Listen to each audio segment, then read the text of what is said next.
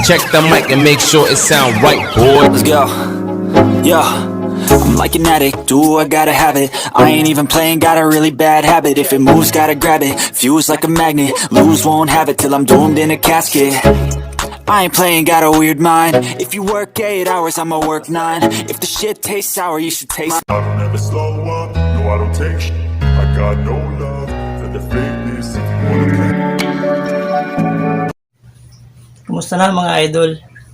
Mag-react tayo ngayon sa para sa akin ay 10 most beautiful TikTokers dito sa Pilipinas. Kaya simulan natin mga idol. Sila ang napili ko guys. Start natin yung video guys.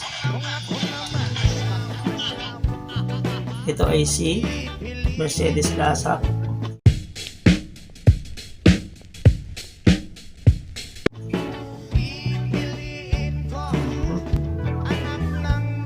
Tuloy na. Ito yung nagluluto guys, di ba? Ang pangit ko guys, so halatang puyat na puyat. Atin guys.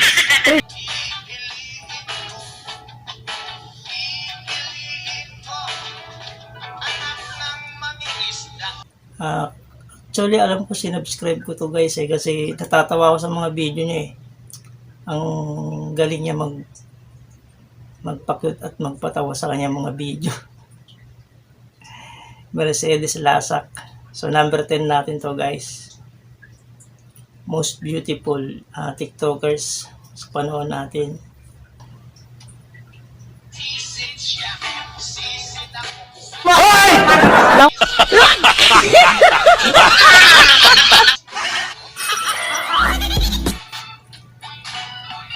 So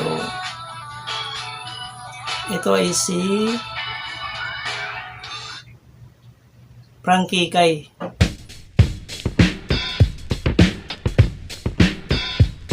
Okay, tuloy natin.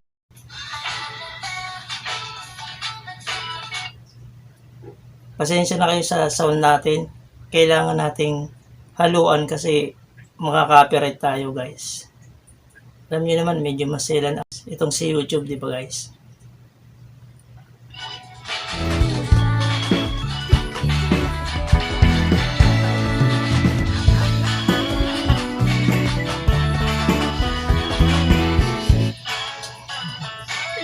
Gusto ko yung gano'n niya eh.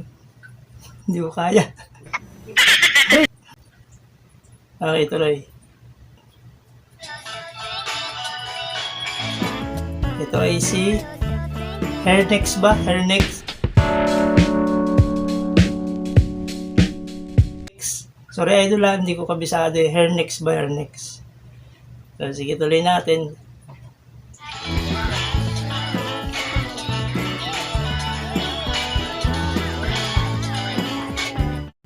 In fairness maganda naman talaga si Hairnex, di ba guys?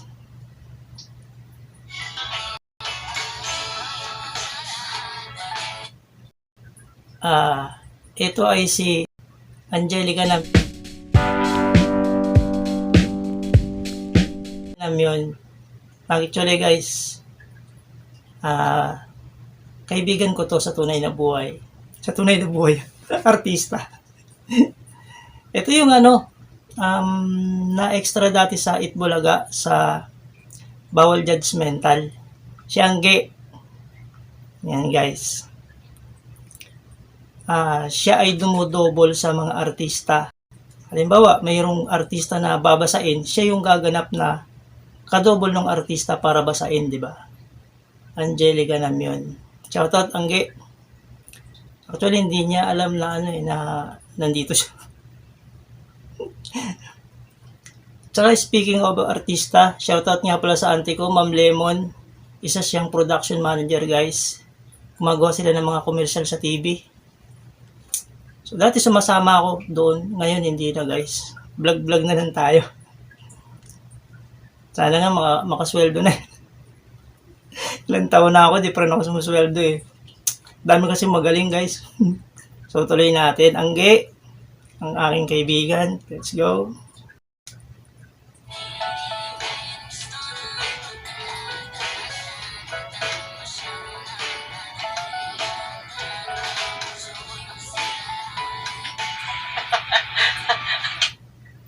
So ito ay si Josayam.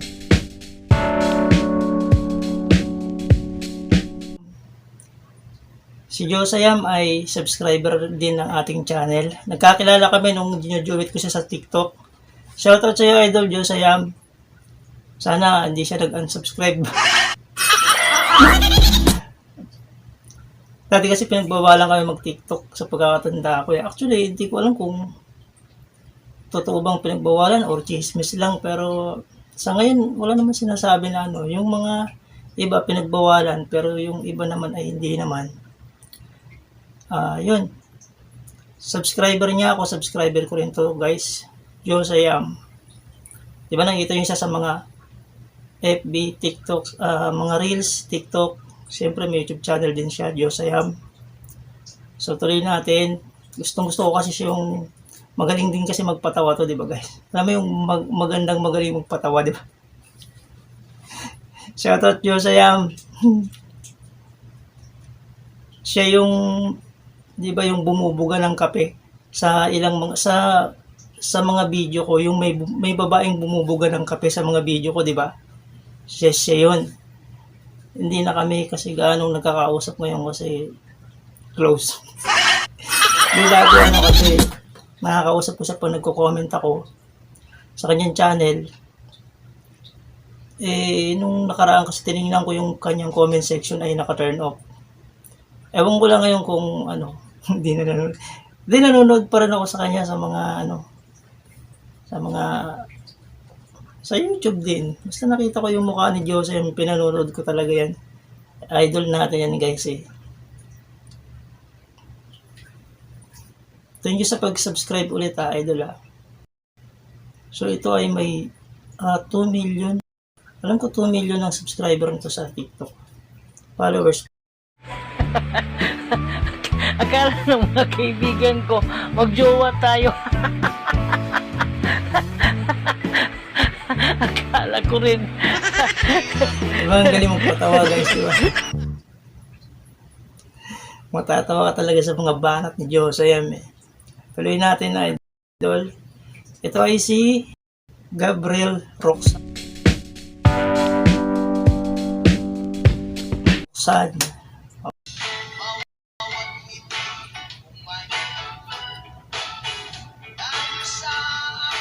So dito hindi pa siya gaanong nagpapa-cute, 'di ba? Medyo maangas pang itsura pero maganda pa rin, 'di ba? Gabriel Roxanne. Tuloy idol.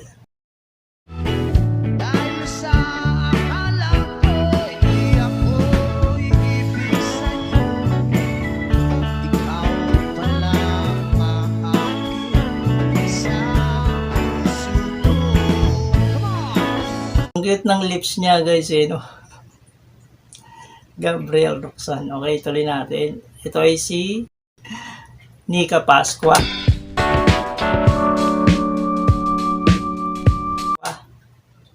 So, siya ang ating apat. Nika Pascua. Tuloy.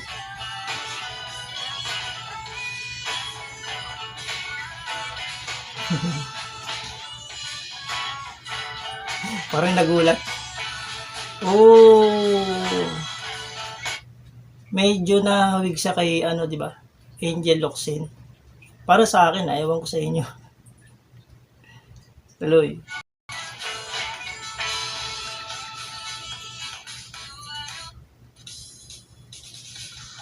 So ito ay medyo sobrang sexy na idol dito. Ito ay si Hinata Elka. Tama ba idol ang pagkabanggit ko? So famous na to, milyon-milyon ang followers ito guys. Tuloy natin.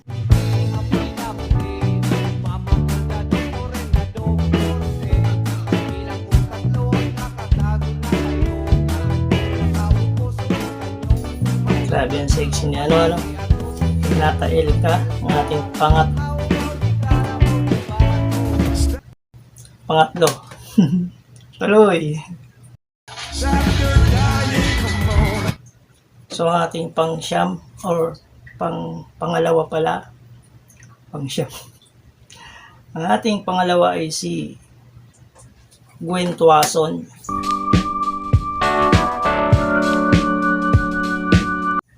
So madalas siyang gawing muse sa mga basketball games. So panoorin natin guys.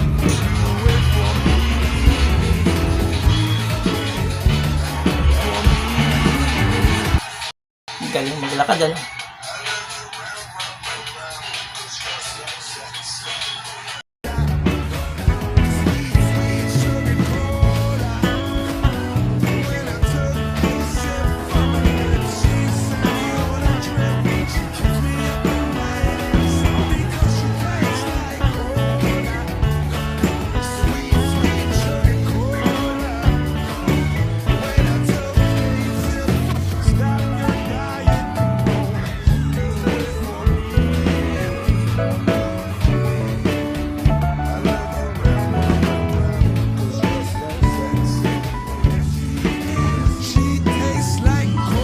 Sana.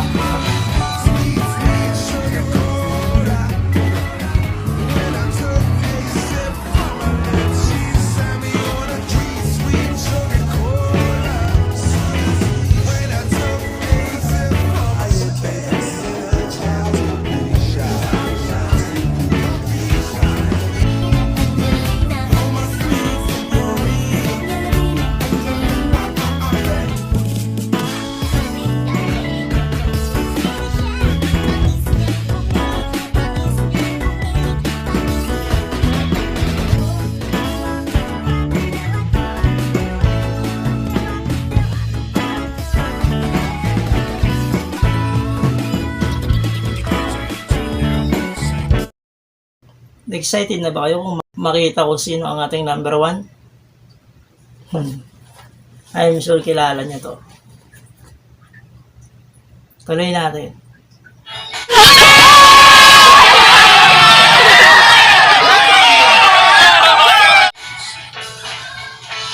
Oh!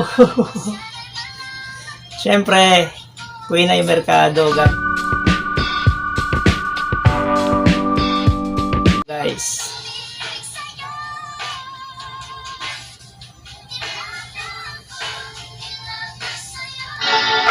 So, sana ay Idol Queen ay shoutout naman sa iyong video dyan.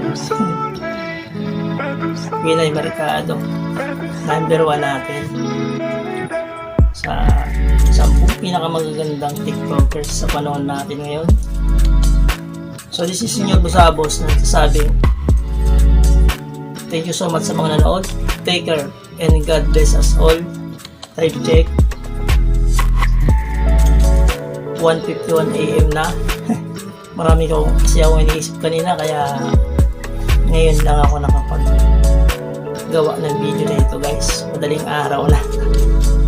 Thank you so much mga idol.